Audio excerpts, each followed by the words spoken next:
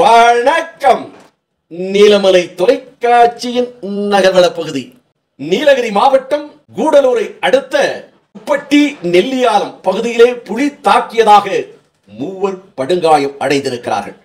நீலகிரி மாவட்டம் கூடலூர் பந்தலூர் பெருங்கரை பகுதியில் உள்ள தனியார் தேயிலை தோட்டத்தில் தேயிலை பறித்துக் கொண்டிருந்த வள்ளியம்மாள் 60 என்பவரையும் புலி தாக்கியதில் படுகாயம் அடைந்தார்.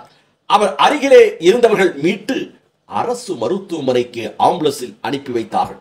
இதனைத் தொடர்ந்து மீண்டும் அப்பகுதியில் தேயிலை பறித்துக் கொண்டிருந்த துர்கா 53, சரிதா 29 ஆகியவர் இருவரையும் மீண்டும் புலி தாக்கியுள்ளது.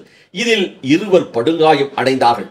அவர்களை மீட்டு உதகை அரசு மருத்துவமனைக்கு சிகிச்சைக்காக அனுப்பி வைக்கப்பட்டுள்ளார்கள். இதனால் அந்த பகுதியில் பரபரப்பு ஏற்பட்டது.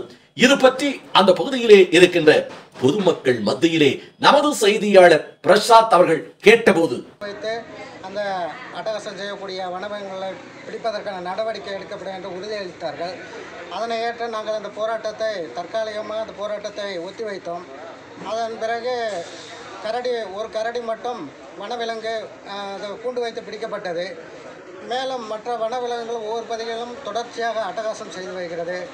தற்போது கடந்த வாரம் கூட இந்த பெருங்கரை பகுதியில் ஆடுகளை கொண்டு போட்டிருக்கு. இப்படி தொடர்ச்சியாக இந்த அட்டகாசம் செய்து வந்தக்கூடிய இந்த சூழ்நிலையில்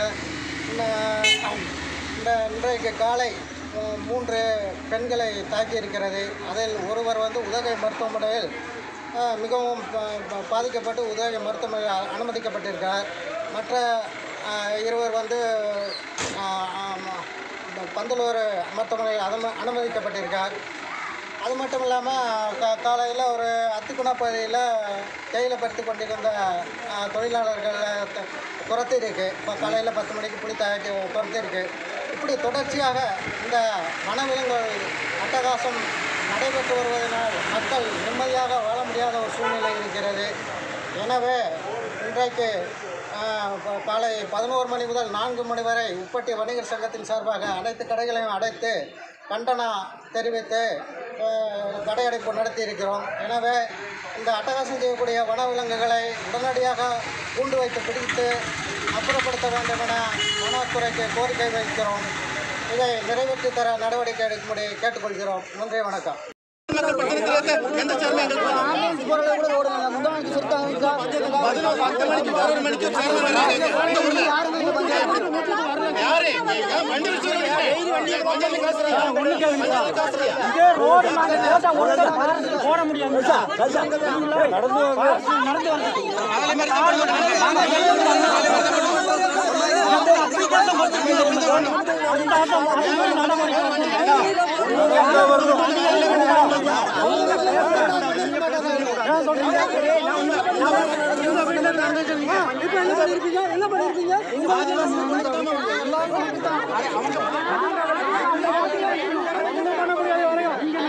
இத்தோடு நிறைவு பெறுகிறது.